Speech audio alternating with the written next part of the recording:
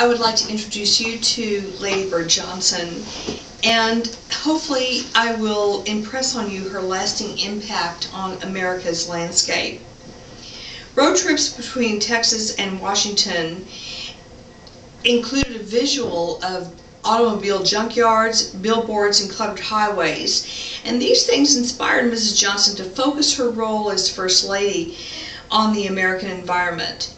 I was raised in Austin, Texas, and I remember vividly the amounts of trash at every intersection. People randomly tossed their Coke bottles, cups, and paper sacks out of their cars without a second thought. And I also remember huge billboards spaced only a few feet apart,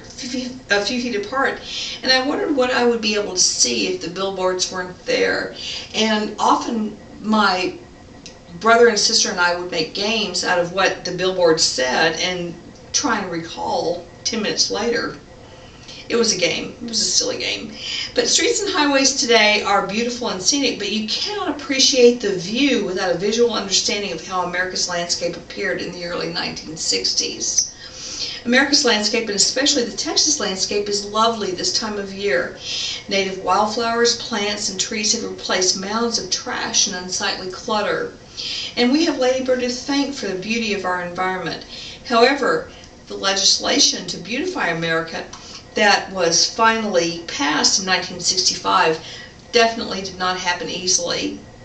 The billboard industry, with AFL-CIO backing, had strong supporters in Congress, and most especially the politicians used billboards to advertise their own points and plans for how they were going to serve their constituents in Congress. So they really did focus on and support the billboard industry.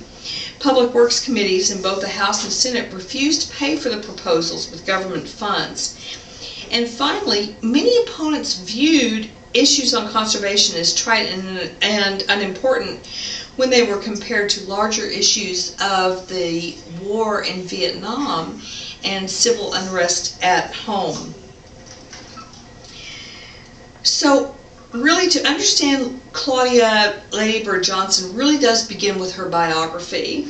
She had an innate love of nature, and growing up as a child, as a small child in East Texas, she was relentlessly teased for her unusual nickname and her misshapen nose. It was kind of like a hook-shaped nose, kind of like the Wicked Witch of the West.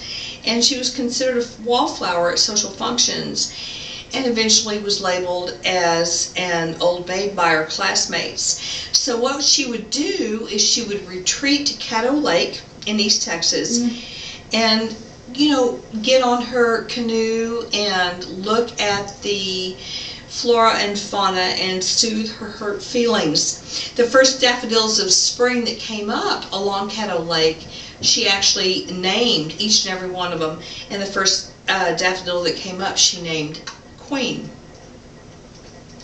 So after graduating from Marshall High School, she was ready to spread her wings and leave her small East Texas home. She fell in love with Austin, Barton Springs, the Bluebonnets, and of course the University of Texas. So she enrolled at the University of Texas at the age of 16, much against her father's will. And at that time, tuition, library fees, and tickets to all sports events totaled a mere $45 per year. She earned her Bachelor of Arts degree in history. She graduated in the top 10% of her class, and then stayed an additional year to earn her degree in journalism.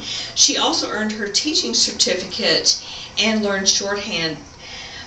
Her personal wealth, she was a very wealthy young woman. She was what one would call a woman of independent means. She inherited a large sum of money and property from her mother's estate.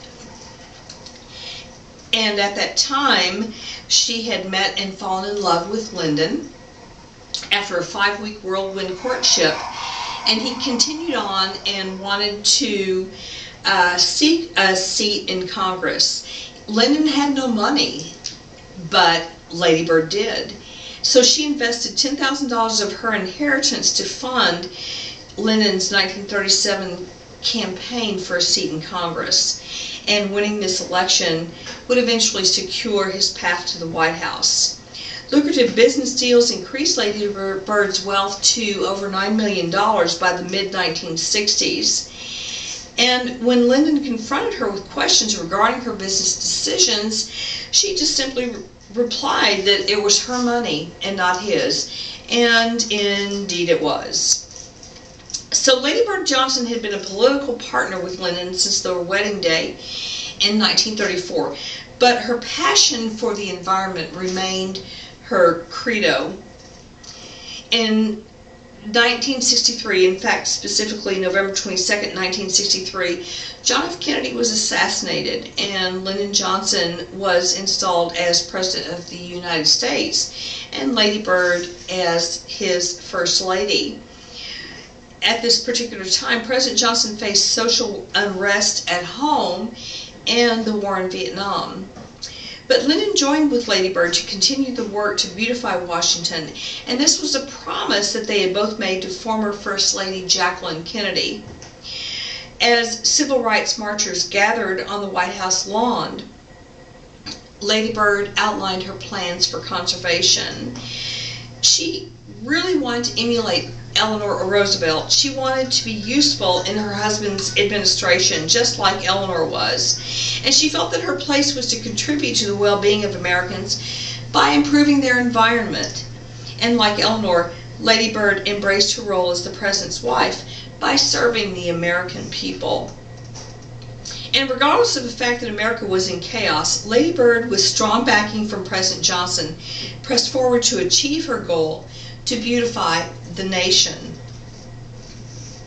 Her vision actually began in Washington. She believed that the quality of life for Americans would greatly improve by providing a cleaner and better designed environment. Thousands of dollars were poured in to fund the Committee for a More Beautiful Capital. And in 1965, the Highway Beautification Act passed, despite much controversy in Congress.